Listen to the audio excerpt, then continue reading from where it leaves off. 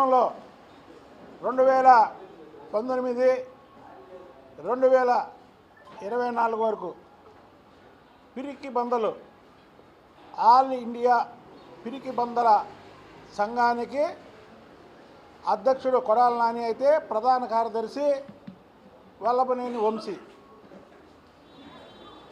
వీళ్ళు అసలు పార్టీ మారడమే.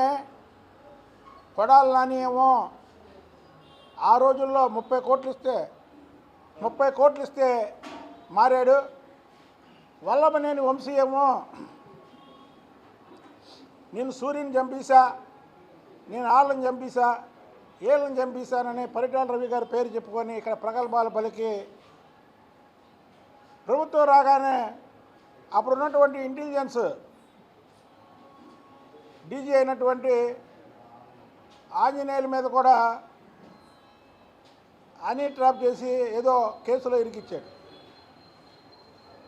ఇవన్నీ చూసి ప్రభుత్వం వచ్చింది కదా భయపడి ఒక పిరికి బంద పారిపోయి. అంటే వీళ్ళ క్యారెక్టర్స్ ఎందుకు చెప్తున్నానంటే మేము ఇక్కడ ఉన్న ప్రతి ఒక్కరూ జగన్మోహన్ రెడ్డి ప్రభుత్వంలో వీరోచితంగా పోరాడాం తప్పుల్ని ఎత్తి చూపడానికి, అంతే తప్ప వేరేగా కాదు. తప్పులు ఎత్తి చూపడానికి, అలాగే చంద్రబాబు నాయుడు గారిని మాట్లాడినందుకు వీరోచితంగా మాట్లాడాం. అది హీరోయిజం అంటే. హీరోయిజం అంటే మేము ఇక్కడ ఉన్న వాళ్ళు హీరోలు, అంతే తప్ప ఏ పార్టీ అధికారంలో ఉంటే ఆ పార్టీలోకి వెళ్ళడం, ఆ పార్టీలో మాట్లాడడం. ఇదే వంశీ అన్నం తినేవాడు ఎవడన్నా పార్టీలో చేరతాడా అన్నాడు. తర్వాత చంద్రబాబు నాయుడు గారిని చంద్రబాబు అసెంబ్లీలో చంద్రబాబు నేను మాట్లాడుతుంటే వెళ్ళిపోతావేంటి అన్నాడు. ఇదే నానిగాడు చంద్రబాబు గారిని అసెంబ్లీలో ఎన్నో మాట్లాడినాడు. ఆ మాటలో ఆయన్ని మా నోట్లో మేము చెప్పలేం. నువ్వు బతుకుండి వేస్ట్ అన్నాడు. అరే మహానుభావుడు ఆయన. ఈ రాష్ట్రానికి తెలుగు ప్రజలకి శ్రీరామచంద్రుడు కాబట్టికి పరిధి లేచిన కెరటంలాగా ఓడినా మళ్ళీ గెలుస్తాడు. అలాగే ఏ రాష్ట్రంలో ఏ ముఖ్యమంత్రి లేడు ఈ భారతదేశంలో. అది చంద్రబాబు గారి ఇమేజ్. ఈ పిరికి బంధం చూసి పోసాని మురళి లాంటి వాళ్ళు నోరు బారేసుకున్నారు. వాడు పోసాని మురళిని మొన్న నేను రాజకీయాలకి దూరంగా వెళ్తున్నాను, నా జీవితంలో నిన్ను ఎవరిని విమర్శించను అని ప్రెస్ మీట్ పెట్టాడు. ఈ పిరికి బంధులు ఇద్దరు సోషల్ మీడియాలో చంద్రబాబు గారితో రాజీ పడ్డామని కొన్ని సోషల్ మీడియాలో కార్యకర్తలని తప్పుదారి పట్టించడానికి. ఎందుకంటే కార్యకర్తలు వీళ్ళందరూ కూడా ఇవాళ ఆంధ్రప్రదేశ్ రాష్ట్రంలో తెలుగుదేశం పార్టీ కార్యకర్తల ధ్యేయం ఒకటే. వాళ్ళకి పదవులు కావాలని కాదు, వాళ్ళకి డబ్బులు కావాలని కాదు, వాళ్ళకి పన్నులు కావాలని కాదు. మా నాయకుడు నారా చంద్రబాబు నాయుడు గారిని, వాళ్ళ భార్యని భువనేశ్వరి గారిని ఎవరైతే ఈ జిల్లాకి చెంది ఈ పార్టీలో పుట్టి అవతల పార్టీలోకి వెళ్ళి పిచ్చి పిచ్చి ప్రాలాపనలు పేరారో కొడాలి నాని వంశీ లాంటి వాళ్ళని జైల్లో పెట్టాలనే ఒకే ఒక కోరిక వీళ్ళకి. అవునా కాదా? అంతేగాని వీళ్ళకి పదవుల మీద ఆశ లేదు, పన్నుల మీద ఆశ లేదు. వీళ్ళకి కాదు, రాష్ట్రంలో ఏ తెలుగుదేశం కార్యకర్తకు కూడా లేదు. వాళ్ళ ధ్యేయం వల్ల వీళ్ళిద్దరిని లోపడేయాలని. ఈడు కామెడీ యాక్టర్ ఎవరో పోసాని మురళి 100 కోళ్ళని తిన్న పిల్లంట తీర్థయాత్రలకు వెళ్ళిందంట పాపం కడుక్కోవడానికి. ఇవాళ ఒకడేమో భువనేశ్వరి గారిని నానా మాటలని సారీ చెప్తాడు.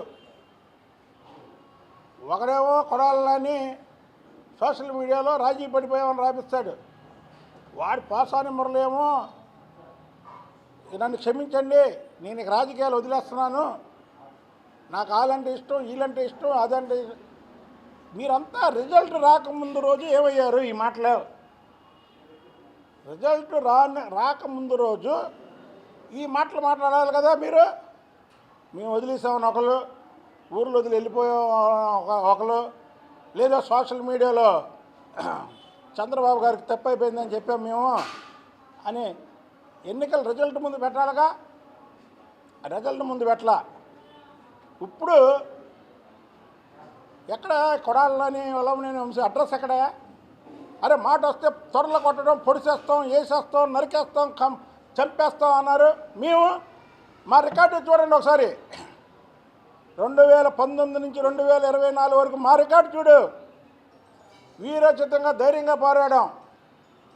అదే హీరోయిజం అంటే, అదే తెలుగుదేశం పార్టీ కార్యకర్తల ఆత్మస్థైర్యం. అది మీరు పదవుల్లో ఉండి పిచ్చి కుక్కల్లాగా వాగి ఇప్పుడేమో పారిపోయి సోషల్ మీడియాలో అంటే కార్యకర్తల మనోభావాలు దెబ్బతినేలాగా.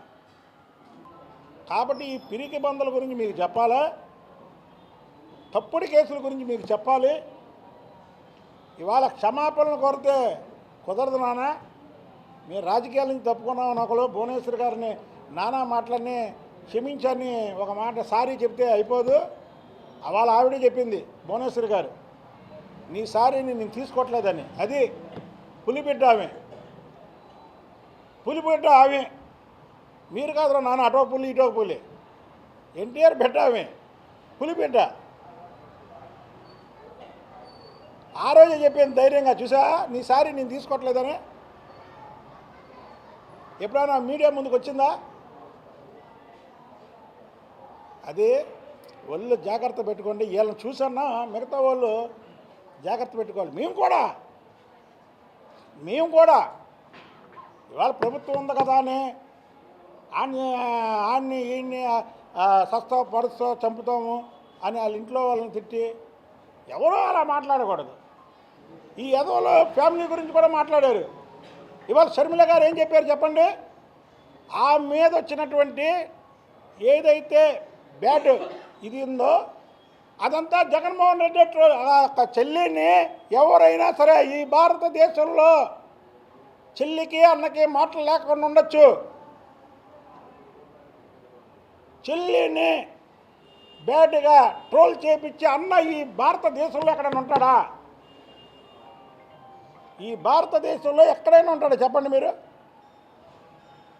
ఇది ఇలా బతుకులు.